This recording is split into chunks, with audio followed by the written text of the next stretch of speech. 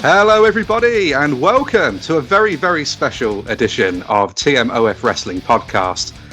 I am your host, I am Russ, and joined with me today is the illustrious, the one-of-a-kind, the only host of the Heel Podcast, which, by the way, the Heel Truth Podcast, which, by the way, is critically acclaimed, award-winning, a number one podcast in Antarctica. Antarctica. Got it. Antarctica. It is, of course, Ted, the Hillbilly Heel. Ted, thank you ever so much for coming on and joining me. Oh, I appreciate you for having me on. This is an honor and a privilege. Well, it's more of an honor and privilege for me, Ted, really. First of all, I really do have to say, your support through, I mean, it's well over a year at least now. I know that not active on social media now, but throughout all of social media, all of the support, even beyond that, through YouTube, since we've kind of stepped up into that, genuinely, we all appreciate you so much, and we talk about you very, very highly over on TMOF Wrestling. So we honestly, genuinely, it's an honor and a privilege to have you on today. Well, I appreciate that. It's all a con artist. I'm fake and phony as can be, so I'm just letting y'all know. He's a carny. Yeah, that's the way a heel's supposed to be. I'm like Don Callis. So, I'm building everyone up, all my friends. And then when I go out, I'm going to turn on every one of them. Because, I've already told you, like MJF said, he's the devil. So I tell you, I am a heel. So eventually I'm going to turn on everybody. And it's just going to be great and epic. And then I'm going to step away from podcasting, step away from everything. And you all won't get to say the last word because I won't hear it. And this is it. And this thus begins the bidding war of 2024 for Ted the Hillbilly Heel. Yeah. Everybody, we hope you're going to enjoy this episode. We've certainly got an interesting one to delve into, and I think it's only really fitting that we have the Master Heel himself here for this one, because we're going to talk about potentially the biggest heel in all of wrestling, you could argue, which is oftentimes us. Oh, the fans. Yes. The fans. So that is what we're going to be discussing today. So we'll be interested to hear all of your thoughts on everything we discuss here. But I suppose really the statement then, I suppose, wrestling fans are the worst. That's a very, you can put your quotes on it, but you tend to see that a lot, that wrestling fans are some of the worst types of fans out there. That statement, what are your thoughts on that? Just to let you know, I've got my beer ready for this one. Okay. Well, I'm drinking a bourbon, so... oh, okay. Yeah, I've got my Prague's Finest Lager. Don't know if I can say the name of it because they're not sponsoring or anything like that, but it's a very nice beverage. Well, I'm for my bourbon, it's Kentucky bourbon, and my go-to choice is Wild Turkey 101 because I like the little extra kick. So, I've actually tried to get them to be a sponsor, but I didn't hear back from them. So, that's where that goes. But as far as, I guess, here's the thing about fans. They say we're the worst, but I think a lot of it is because we're in a bubble, because we actually think Twitter is real life. And interesting. So I know in America, now I know over across the pond, as we would say, our version, football, American football, especially college, there is a lot of what we would say tribalism, a lot of negative. And I'm not on college football Twitter, but I'm sure if that's all I followed and done, there would probably be negative stuff on there. Now, I don't know about how it is today. I haven't followed it in a while. But now, back in the day when I used to watch it, NASCAR, just racing around track. You talking about tribalistic. There would people fight you over which car was better, Chevy or Ford, which driver was better. And if they had Twitter back in the day when Dale Earnhardt and Richard Petty and all them, there would have been probably a lot of fights. So I don't think it's just necessarily wrestling fans. I just think it's a global culture now that we're divided on so much, whether it be politics, sports, what social issues, whatever, we just seem like we want to argue. I ironically couldn't agree more. It's I think we have obviously with the football here and soccer, obviously for friends across the pond. It's a similar kind of thing, but it feels, I think a lot of the time it gets looked at less toxic because that's kind of what you expect. And it's part of the experience when you're there, right? For a football game, everybody's loud. And you see that transition in the bigger wrestling shows, which we've probably seen more of now over the last year or so with, Clash at the Castle, Money in the Bank, and recently All In, with those kind of British crowds and those kind of chants that take place. And it's very much a crossover from how that kind of sort of culture is really from the football culture. That's where that's kind of really come across from. But I think you're absolutely right. When it's on social media, and it's a whole kettle of fish, isn't it, really? There's a whole can of beans in terms of everybody's going to be offended with something these days. But it's almost like you kind of go out of your way to be offended by something, really, when you're online. And for me, I think one of the big things is more that people tend to get into these arguments online, and it's so futile, really, because I don't think that anybody really goes online to have their opinion changed.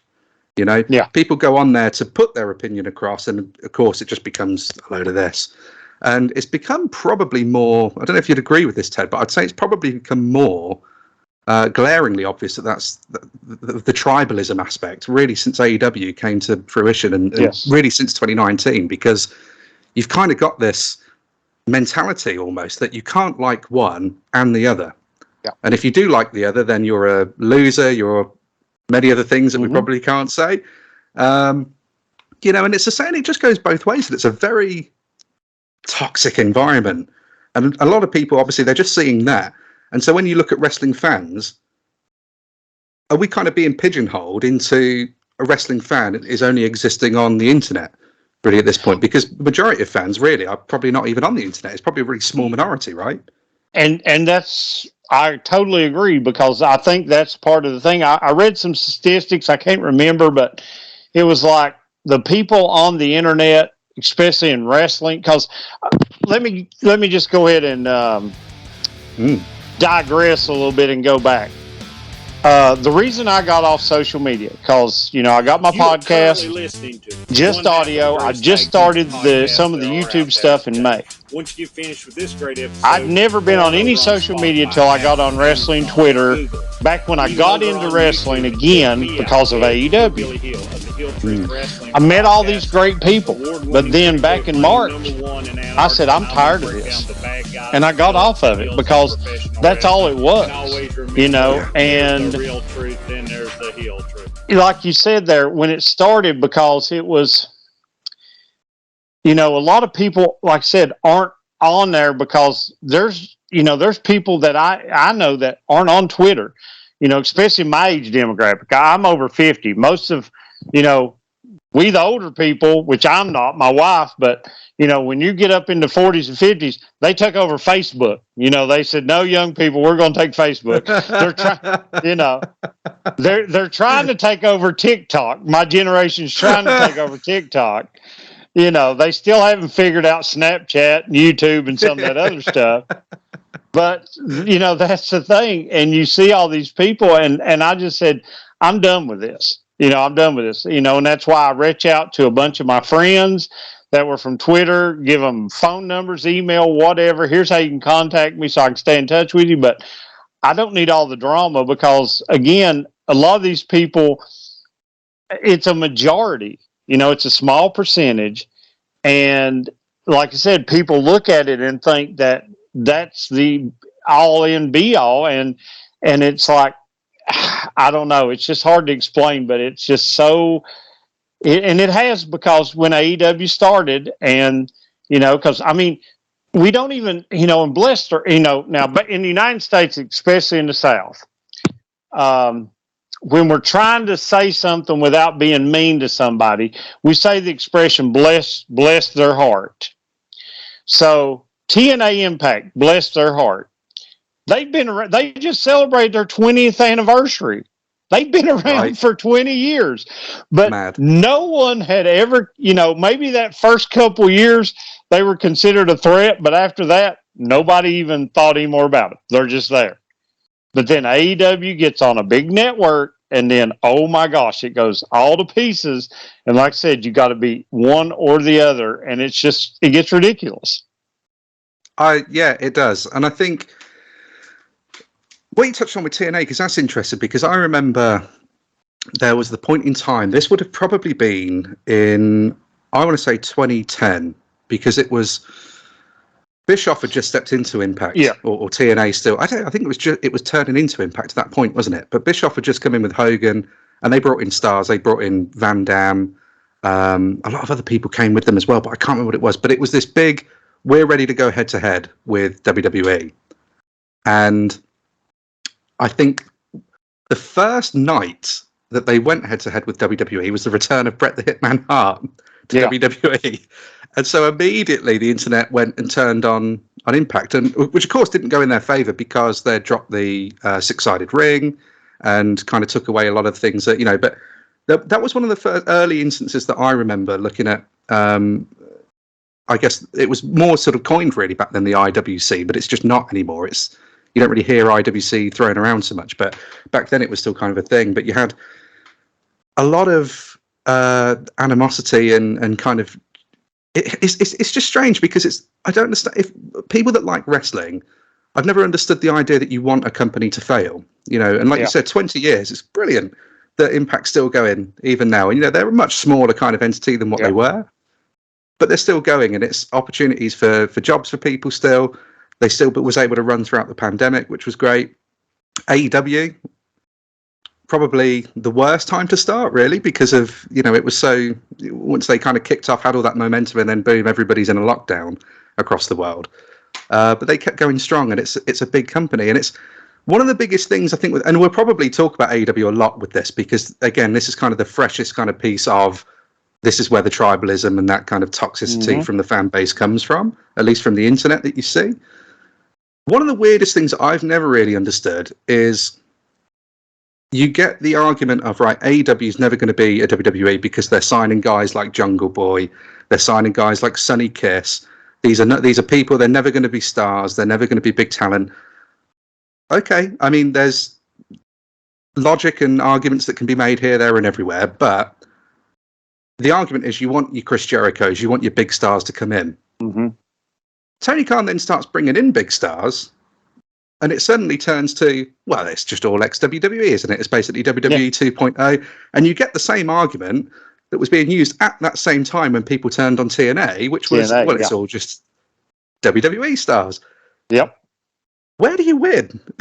Yeah. Where's the line? And it goes back to what you said. I think they have to be upset with something. That you just have to be. Yeah. And that's the thing, because I listen to Jeff Jarrett's podcast every week, and he goes some of those episodes where he went into the beginning of TNA. And if you'll notice, Tony Khan says, challenger brand.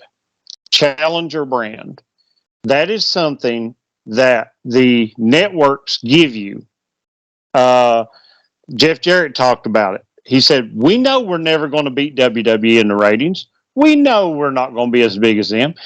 But as long as we can get a slice of the pie and the cable network is happy with what we've got, that's fine, because that's the thing, competition, because, I don't know about in the UK, but, I know here in the United States, we have so many different car manufacturers, Ford, Chevrolet, Toyota, Nissan, all them. And guess what? There's some of them that are like, I don't know, take one Kia, the little Kia ones. They're never going to sell as many cars as Ford or Chevrolet or GM, but they're getting their slice of the pie. So what do? Should they just give up, throw up their hands and quit? No. I mean, same thing with soft drinks, any fast food, whatever you want. Competition is good, and you may never be number one. You may be that challenger brand, and that's what Jeff Jarrett talked about. He wouldn't, because by the time they went head to head there those couple of times, he was already out of power, and Dixie Carter and her family and all the other stuff had completely taken over. But he didn't want to go head to head. He just said, we want our little slice on Thursday night, and we just want to get our viewership and get our things, and he wasn't for, he said it was okay to bring in some, but he was sort of against the whole Bischoff, Hogan, and all that kind of stuff, because they'd spent time, because like you was talking about Jungle Boy or something, but look how long it took. But AJ Styles, TNA original, 2002. Now, he had to go through all them years of TNA, go to Japan, and now he's in his 40s. But if you're a WWE fan, you know who AJ Styles is. It took him almost 20 years to get there. So who's to say that a Jack Perry or, one of my personal favorites now, the Outrunners on AEW. I love that tag team, and they're getting squashed. But whoever, whether it be Darby Allin or whatever these names are, Orange Cassidy, what can we say 10 years from now that they might not be a household name? I mean, even let's say Jade Cargill. There's talks about her going to WWE. She was an original from AEW. Okay. I think she would fit great with WWE. And if she goes over there and they present her right and book her right, everyone might know her name. But hey, she started out there. So it's possible. So it's like, okay, let's get over some of this stuff, It's a strange argument as well, isn't it? Because you talk about, fans can debate over nobody's going to. This person isn't a marquee star. This person isn't a main eventer. But there is a point where, because there was genuinely a very long period of time watching WWE that I was getting very bored of the booking, very bored of it wasn't as enjoyable. Thankfully, there's other wrestling out there, which is great, because you can go and watch your New Japan, your Pro Wrestling Noah, your Dragon Gate, because I got into all of that sort of stuff again, sort of more recently. But at the time, it was that and Ring of Honor and things still. But I was turned off from it for a while, and it was stagnant. But I do get it. I get that you can be upset with certain decisions, and you're kind of annoyed at seeing certain people staying at the top, and nobody seems to ever get the push. But again, it's a weird thing. You want people being pushed, but then you're saying, well, that person's never going to be a main event. Well, that's because they need to be booked into it, right? Like, nobody just comes out as the main event. It's earned, and it has to be organic, which is sometimes a weird term to use, but it does kind of have to. It's like LA Knight. It's a very organic type thing. People get behind him. It was Daniel Bryan's Yes movement in, what would that have been, 2013, 14, something around then. But one of the biggest things I look to at the moment, I say Roman Reigns, because with WWE side of things, people hated that push. By and large, if you've looked at on the internet, and there is still a lot of it there now, but it's been very much drowned out because of how compelling the Bloodline storyline has been within WWE. There was so many people, Roman Reigns is not the next John Cena. He's not a main event star. He's not interesting. Now, if Roman Reigns isn't in a main event, it feels kind of weird, because he feels like a big deal. And that took time. Obviously, it took changes to the character, big changes to the character, but it's still the same person. And that's, Jack Perry now moving away from Jungle Boy. Again, if we kind of put all this drama that's been going on with CM Punk and everything to the side, because it's all still fresh news at the moment, in a year, 2 years' time, it's probably going to be in the back of everybody's heads, and no one really cares about it anymore, because something big could happen. And that's the thing. I think people live so much in the moment that when you're a few years on, people forget that they even felt a certain way about something. But you move on to the next new thing to be upset about. And I guess it's the same as kind of just a customer, isn't it? You're going to remember a negative experience more than you remember a positive experience. Right. So people tend to make a complaint about something if it's a negative experience. And I feel like that's social media as a whole, because people just want to go out there and see how angry they are. And I wanted to talk to you about this, because I feel that with social media in particular, there's a very genuine sense of validation that people need on there. Because if you're watching something, you go, I liked that. Go online, everybody hates it. How many people out there, honestly, and for anybody listening and watching as well, can say that you liked something, you went and looked online, saw how much everybody hated it, and that swayed your opinion? And then suddenly you started going, actually, yeah, that was a bit bad. Actually, I didn't really quite like that. I think that happens a lot because I've genuinely seen stuff that I think that was great, and I go online and everybody seems to hate it. And I think, oh, I thought it was really cool. So I don't know how common you might think that is. Well, I think, and gosh, I don't want to sound like back in my day, but I'm going to because where I'm older. This younger, I've noticed it with my children. I have my oldest son will be, how old will he be? 27, and my youngest is 22. And I've seen them do this. But with me and my generation, I know movies, I don't care what Rotten Tomatoes says, or even when I grew up, Siskel and Ebert. If I like it, I like it. That's it. I don't care what anybody else says. And that's the thing I've always been. It's like, no, I like that. Well, and then it's like, again, with social media, I have to defend why I liked it. No, I just liked it because I've said this before. This is one thing I've said on so many episodes, especially professional wrestling, because if you guys are listening and you've not figured it out yet, it's scripted, okay? The winners are predetermined, okay? Oh my God, don't you break your kayfabe, I'm telling you, yes. Wrestling is subjective, okay? Just like music, just like art, just like movies, TV shows, all that thing.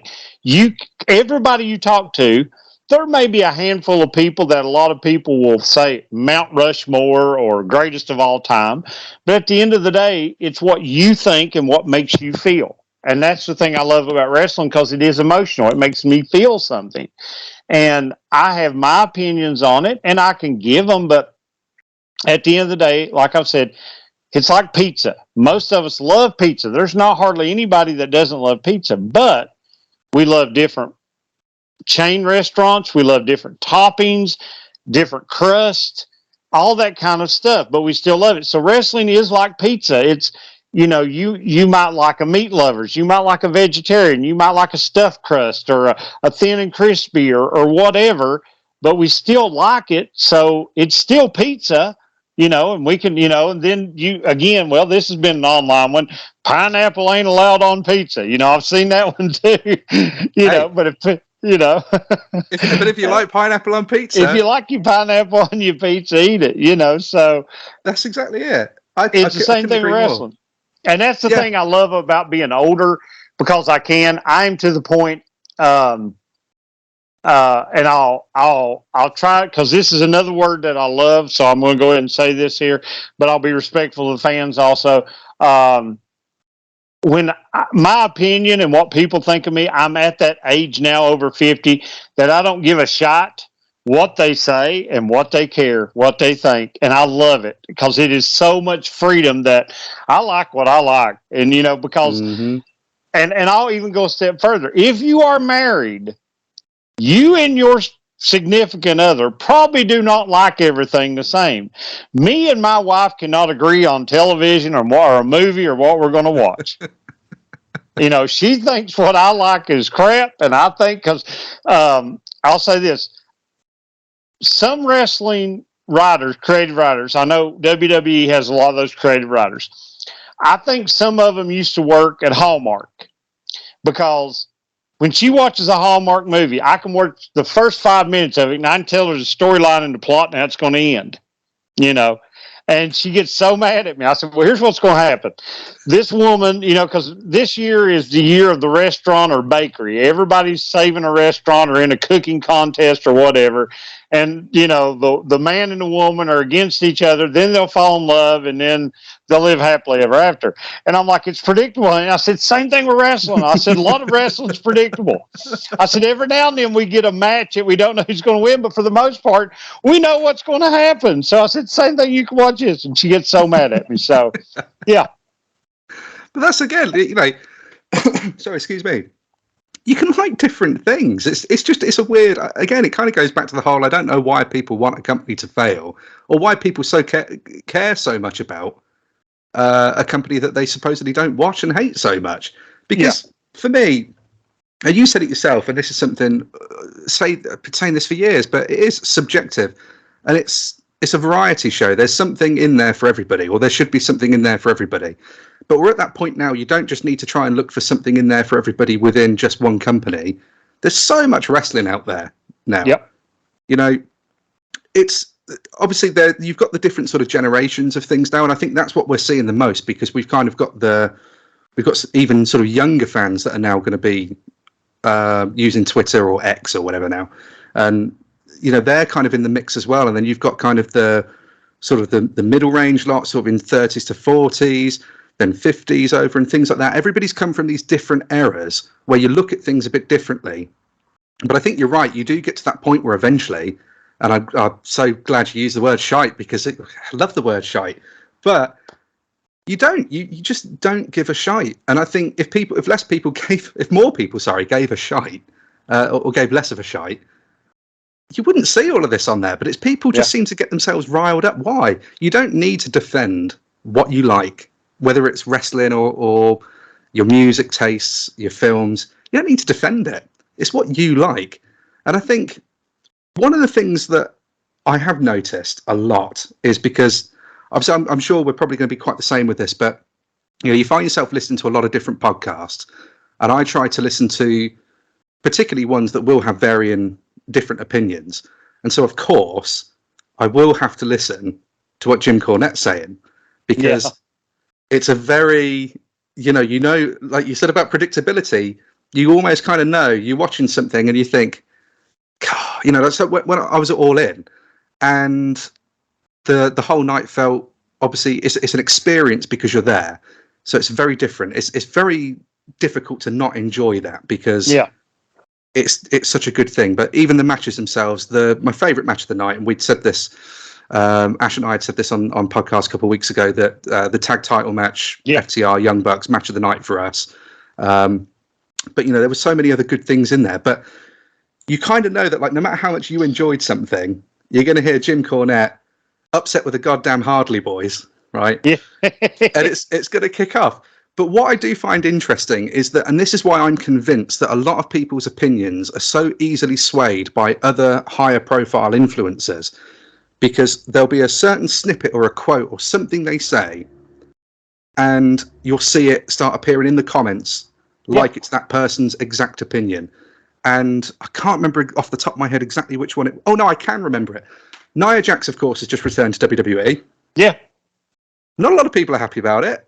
I'll admit, I'm not a massive fan of Nia Jax, but did this in an episode a couple years ago now, sort of covering like the cyberbullying and things like that, and how, guys, you got to just stop going out there and just fat shaming her, because it's, do you know what I mean? It's, you can not like a wrestler, that's cool, but we don't need to be at this point where we start, doing that kind of stuff.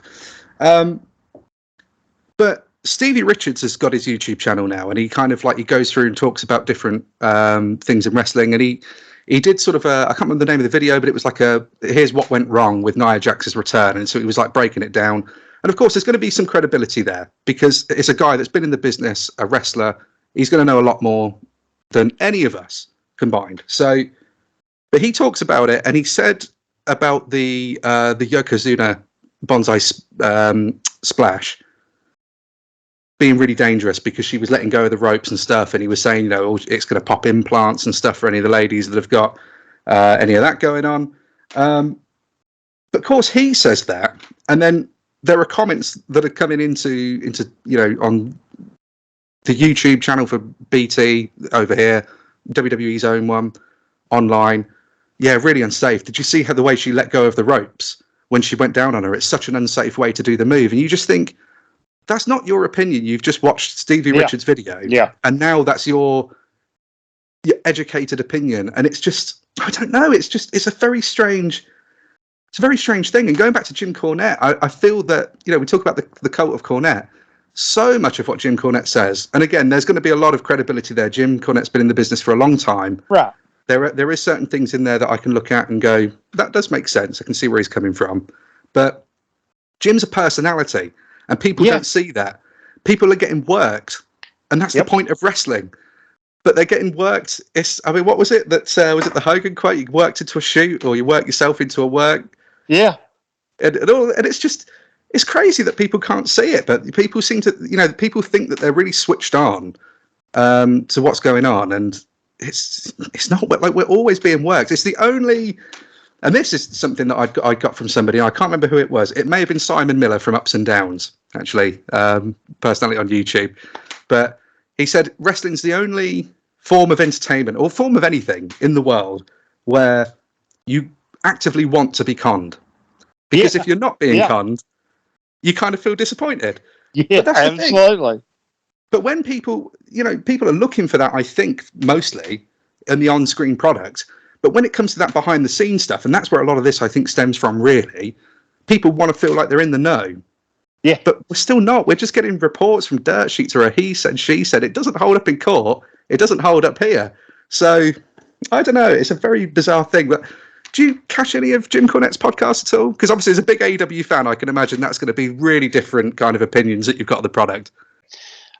Jim Cornette. Yeah, I listen to Jim Cornette all the time because I am a Midnight Express 1A, 1B greatest tag team of all time, in my opinion. So yeah, I listen to him. But like I said, how can Jim Cornette stay relevant if he's not providing a different opinion?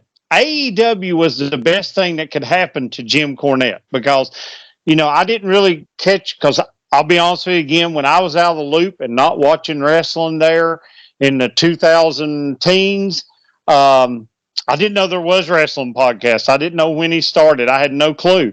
So I'm sure he talked about WWE, probably some. I don't know what all he said, but that was great for him, for AEW to come along, because he stays relevant. And, deep down, we don't know, because Jim Cornette is still one of those. He's an old school, always keeping it kayfabe. For all we know, he could love Kenny Omega. And all this is just, like I said, it's a work. We don't know, and we may never know, The only thing that I would about bet 100% on is that Jim Cornette does not like Vince Russo. That one sounds legit when he talks about Russo. I don't know. He's not fully convinced me yet. I don't know. Well, he may not, but he nearly got me at the whole point where he said he was going to piss on his tombstone. I think, nearly, but I'm not quite sold. Yeah, but that's the thing, and that's what I love about wrestling. Like, that's why I love MJF. He's my favorite because when he's out doing those appearances, he's staying that old school, what I grew up on, and you don't know in real life, okay, is he that kind of person? Is he not? Does he, because then you hear some conflicting reports, and there's a lot of them that say, God, yeah, he is a prick behind the scenes. That's him, really. And then I've heard a couple say he's the nicest guy in the world. Right. But he, so it's like, I love that kind of stuff. But yeah, I let Cornette's comments go off because it's, again, I understand what Cornette's gimmick is. I'm smart enough and mature enough to know.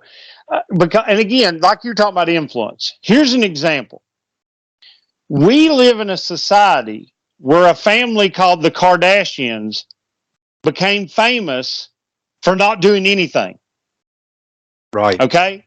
We have YouTubers. We have people that have become famous for literally, yes, they provide entertainment, and I mean, I'm on the YouTube and I laugh and I do stuff, but there are some people making millions of dollars and they're living a gimmick. That's it, even on YouTube or whatever. So when people are doing this stuff in wrestling, again, you don't have to take it so seriously. And like I said, whatever your opinion, but again, we live in that mentality where I don't want to be in the minority. I don't want to, we see it in the, and not to get political, but just a little bit, we see it in cancel culture.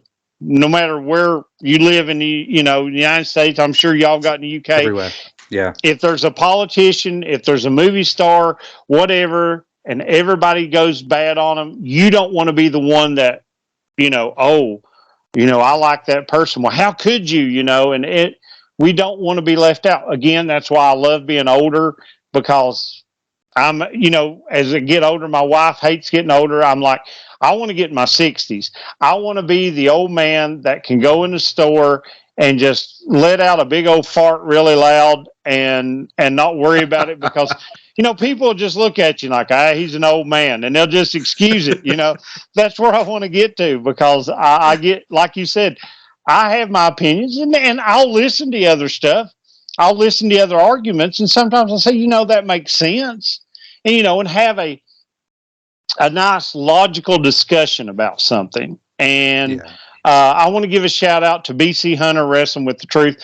We talk all the time, and he's more of a WWE fan, and we have these conversations, and we don't agree on a lot, but we can talk about it without yelling, without getting upset, without ruining our friendship, because it's like, okay, at the end of the day, we're just going to agree to disagree, and he likes what he likes, and I like what I like, and that's okay. It's okay. It's everybody. If you like different things, it's fine. We don't need to take up arms against each other. No. You can just watch what you like. There's plenty of wrestling about. It's okay. I think I'd said this a while back, so I'm keen for your thoughts on this one, because there's a certain level of hypocrisy, really, but you can kind of see maybe where it comes from. AEW fans, WWE fans, the ones that are really kind of, they hate each other and they're going to take up arms, hate each other because of these different companies. This outsider walks in and goes, don't you all know wrestling's fake, right? You all know wrestling's fake, right? Suddenly everybody's united.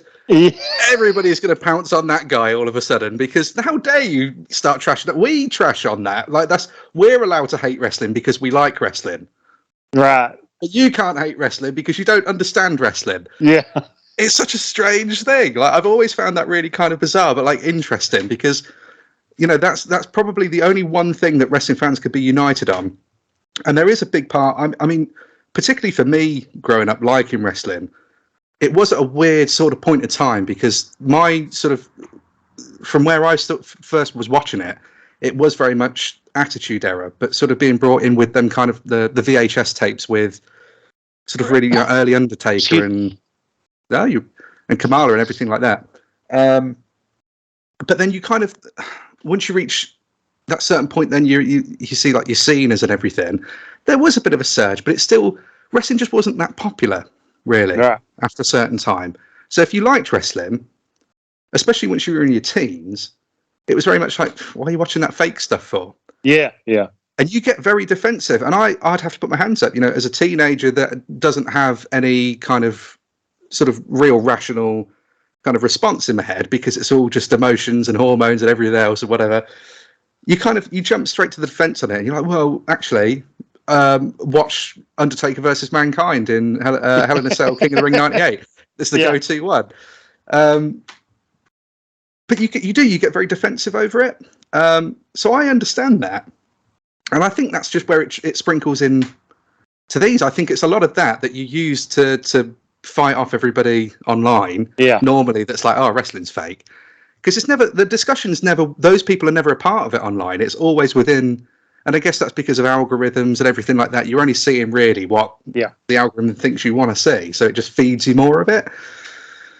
But yeah, I've always just found that weird. And I don't know if you kind of see the comparison there at all, really, and if it sort of trickles in, but it's, yeah.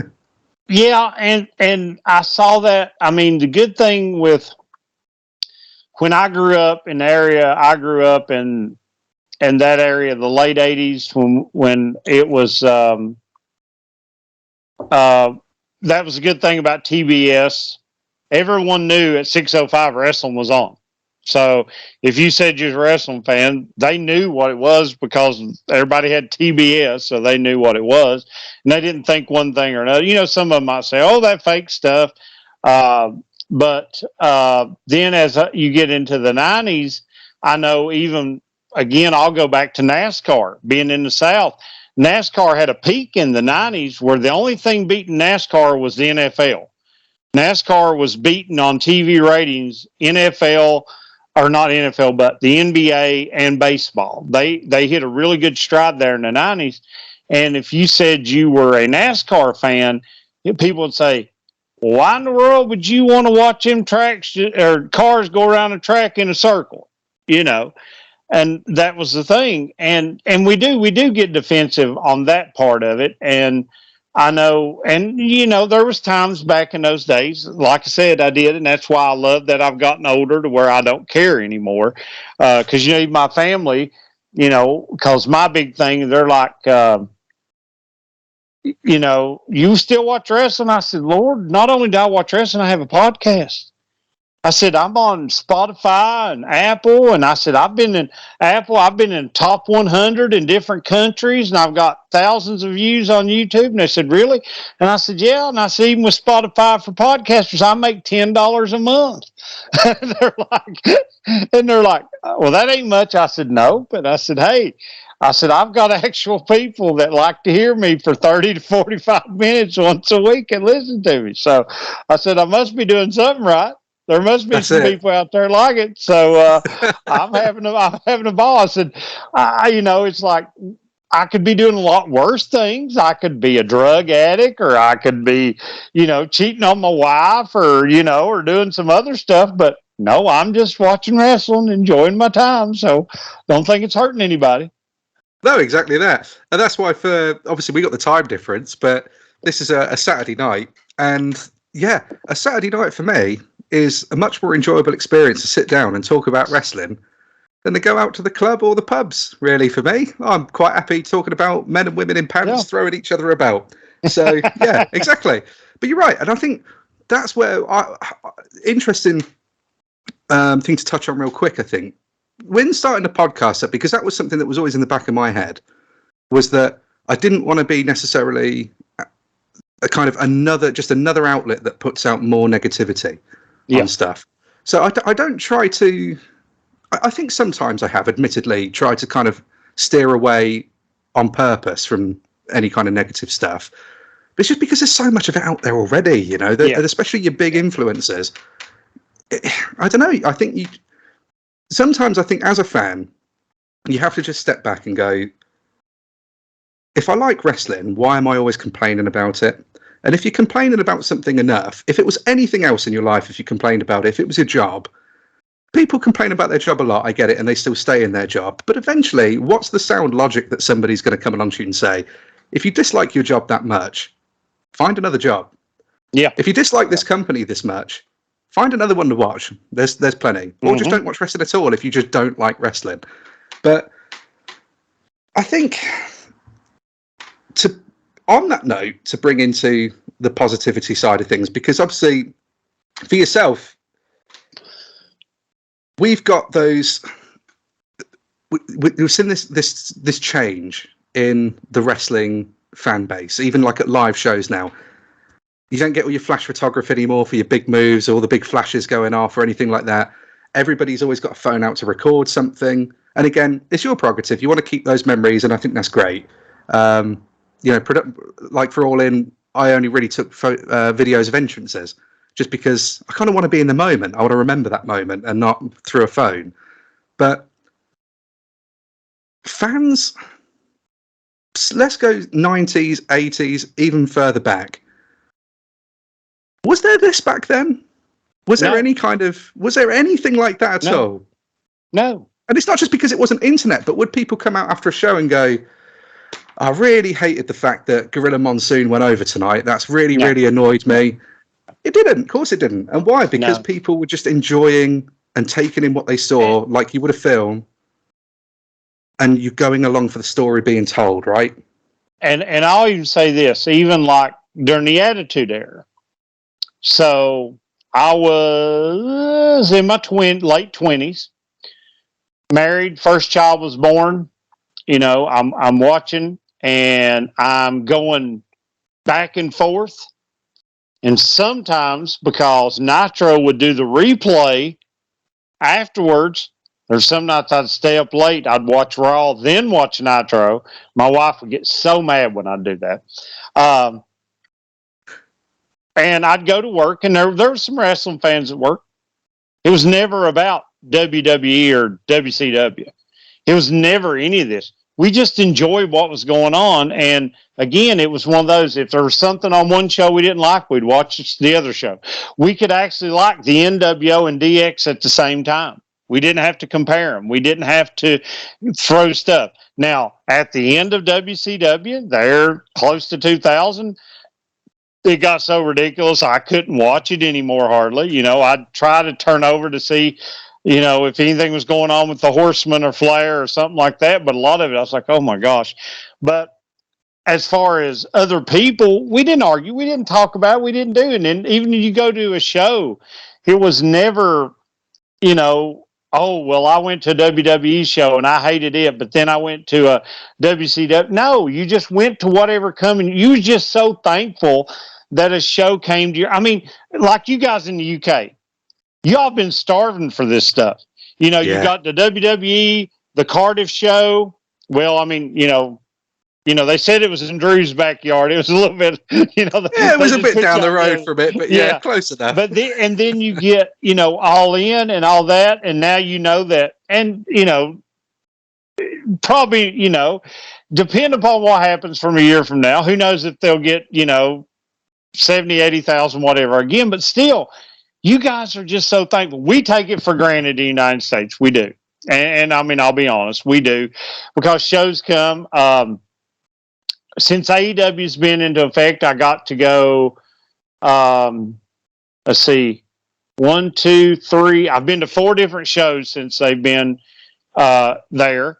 But even this past one, because the first ones, they were coming to North Carolina some. I went then for 2022 there towards the end. It was like they weren't coming back. But then earlier this year, the Collision in Greensboro, you know, I'm like, oh man, they're coming back. So I was excited again because it'd been a while. It'd been probably close to a year or so before they'd been in the Carolinas. So I was excited again.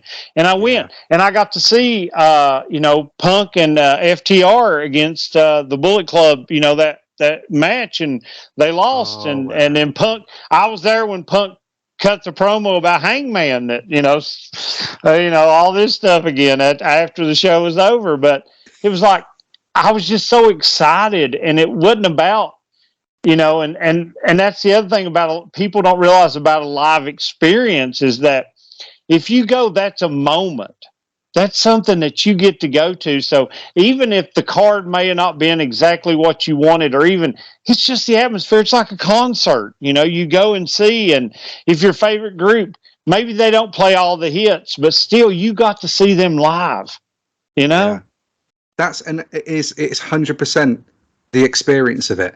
And that's when you've got those gaps in between, because you're absolutely right. And like I said earlier on, we've got a good scene really in Britain for the British wrestling scene. Yeah, there is plenty of wrestling out there, but you know, we still want those big shows to come over because it's the pageantry. Because it's one of the things I'd seen was that AEW is going to have 81,000 tickets sold.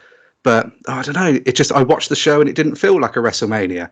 It's like, but that's the problem. It's not WrestleMania. It was All In. It's trying to use WWE constantly as this benchmark of, well, it wasn't quite this or it wasn't quite that. No, it was its own thing.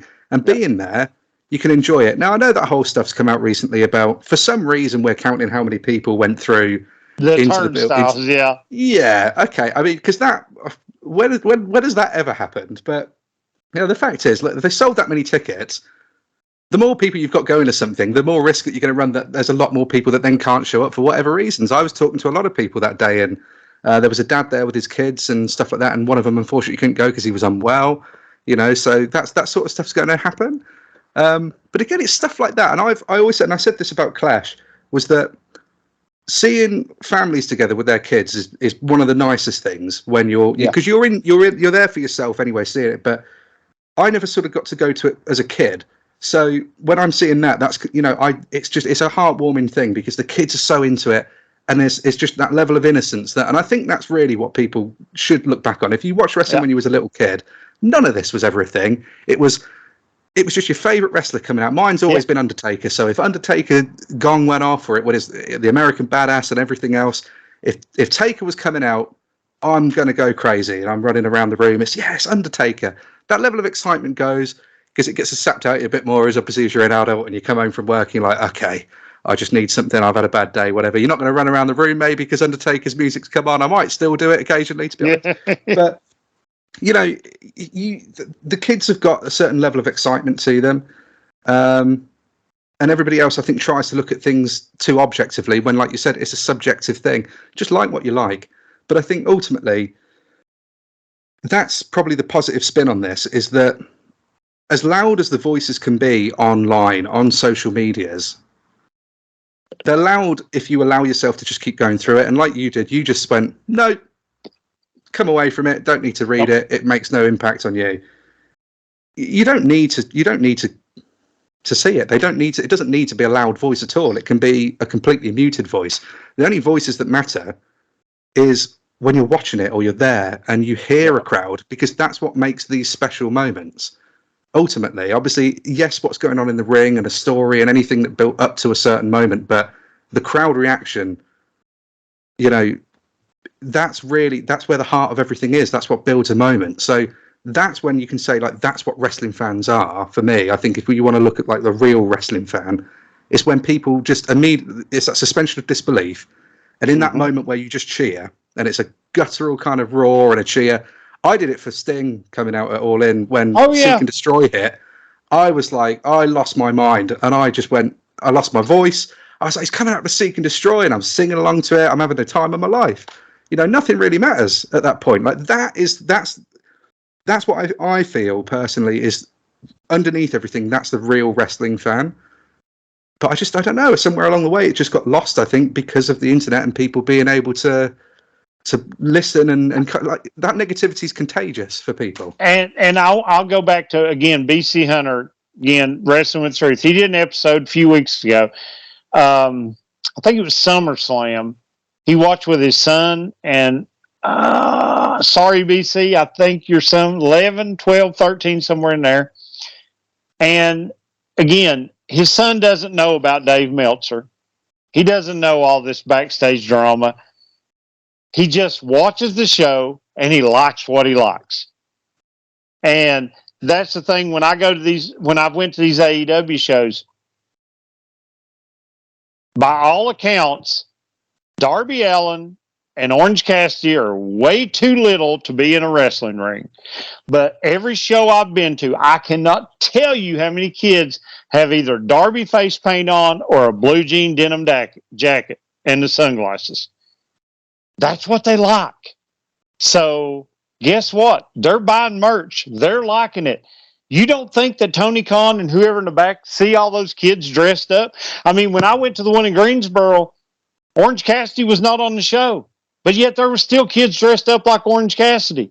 And it's like, the kids like it. So, you know, they're not worried about Twitter. They're not worried about Meltzer. They're not worried about Cornette. They just like whatever they like, you know. You know, again, being older, and I understand some of the stuff, and yes, it may be a spot fest, and yes, they may have to pause a little bit to get in position to catch him, and maybe it's hard for me to suspend my belief, but Vikingo, the AAA guy, yeah, I'm sorry, I'll watch him every week. The things he can do is just, I'm not big in, I'm not saying anything about the storyline, anything about traditional wrestling. I just like to see what he can do because I've never seen that kind of stuff before. I mean, he just jumps up, you know, and then he does the other these flips and he doesn't. And no, it has no context. And yes, they have to stand there for 5 seconds to get in position to catch him. And I know all that and everything, but still, man, I just like to see what that guy does because he's small and he's flipping and doing all this stuff. And I'm like, man, I could never do that. Even on trampoline, I couldn't do that. Even if I was younger, you know, back. It's just. So, you don't get.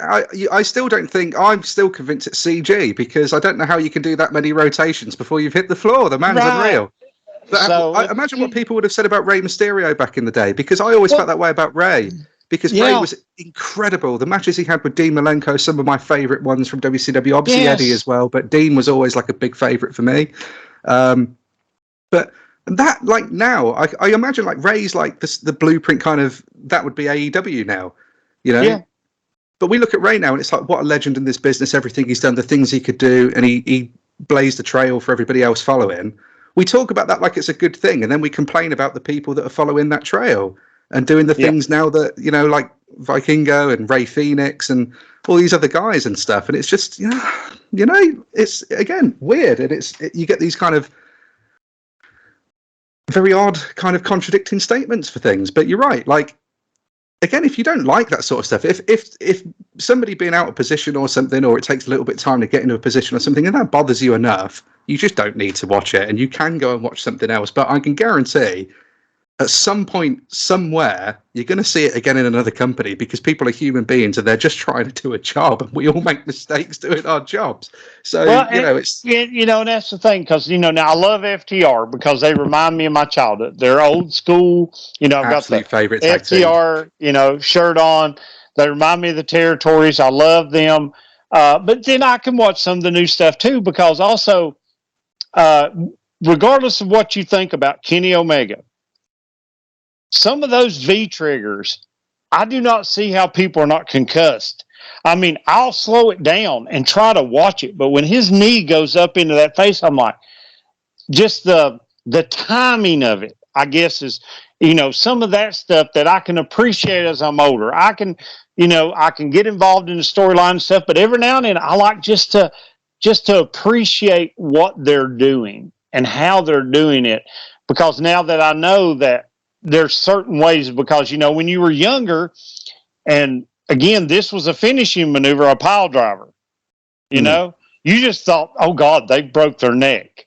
But now we can see 2 Canadian destroyers and they kick out, and we can have that whole debate, but still, to know what they do within millimeters of having to get that correct, not to seriously injure, just like the other. I guess it was All In, and some of those that Kenny's been taking on his neck with Takeshita and Ospreay and stuff. I'm like, oh my God, you broke your freaking neck. In particular, it was that German suplex that Jericho gave to Ospreay on the apron. Yeah, and when I'd seen that, and I thought, oh, God, but you're right. But going back to Forbidden Door, because everybody went crazy over that Tiger Driver with Ospreay and Omega. And people really weighing in on that. But again, they were obviously both fine, but they're the professionals as well. And I think people forget that, is that it's really difficult for any of us to really kind of say that doesn't look safe or that shouldn't be done like that, because they're the ones that have been trained to do this and to make sure that they protect each other and get those millimeters right when they're hitting those kind of moves, But and in all honesty, for the amount of wrestling there is, there's really it's got to be a super small percentage of really thankfully, a super small percentage of really serious injuries that you see in wrestling now. And I hate to be negative and say this, but we've seen this, but let's compare, and I would love for somebody to give the stats on this, but every year for, I don't know, all those years, how many wrestlers did we see that died young and then we find out it was because of some kind of drug abuse? Yeah, it's a whole generation's worth. Right. But how many actually died from an injury? Right. And even when they did, they're not really necessarily because of the moves, because we're looking, Owen Hart, for example, right? As sad as that was, right? Obviously, but a freak accident with malfunctioning equipment wasn't the actual wrestling itself. And, there really isn't. That's the dark arts of it. And I love the dark arts of it. Just like you can have people like, Jeff Jarrett. Love Jeff Jarrett. He's on my Mount Rushmore of heels of all time. I love Jeff Jarrett. He knows how to draw heat. He's in his 50s. And no, he's not as fast and stuff, but he's still doing things out there. And like you said, Sting, 60-some years old. He's jumping off ladders. He's jumping off balconies. He's doing all that. And it's like, when I'm 60, even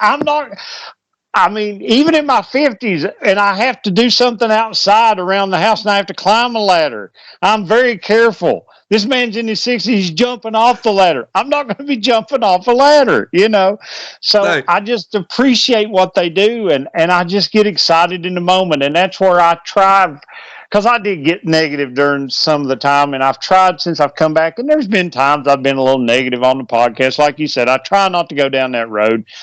But at the end of the day, I want to get that kid feeling back again. I just want to watch it and enjoy it.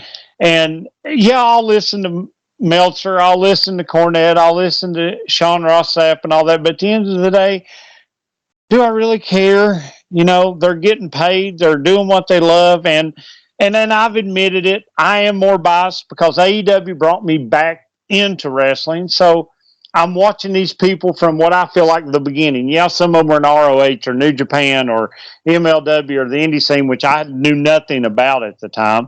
But for me to see their characters develop, I'm more invested. I want to see how they play out. So on WWE, especially now that there's so many hours, I don't watch as much of it. I'll watch the clips or I'll watch segments of people that I like, but I'm trying not to hate watch it. And I know sometimes I can come a little negative, and I try not to be. I try to balance it up, but nobody's perfect. But you know, at the end of the day, just enjoy it. Just love it.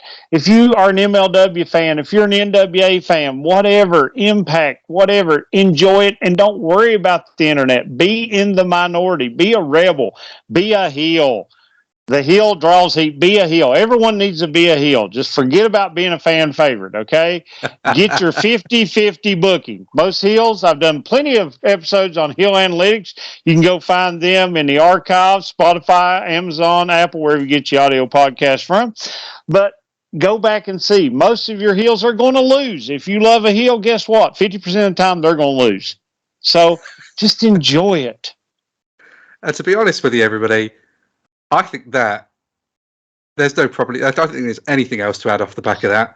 If that was anything that summarizes that really is, there really is the real truth. And there's the heel truth. Absolutely. You hit that on the head. Absolutely. Everybody just needs to enjoy professional wrestling.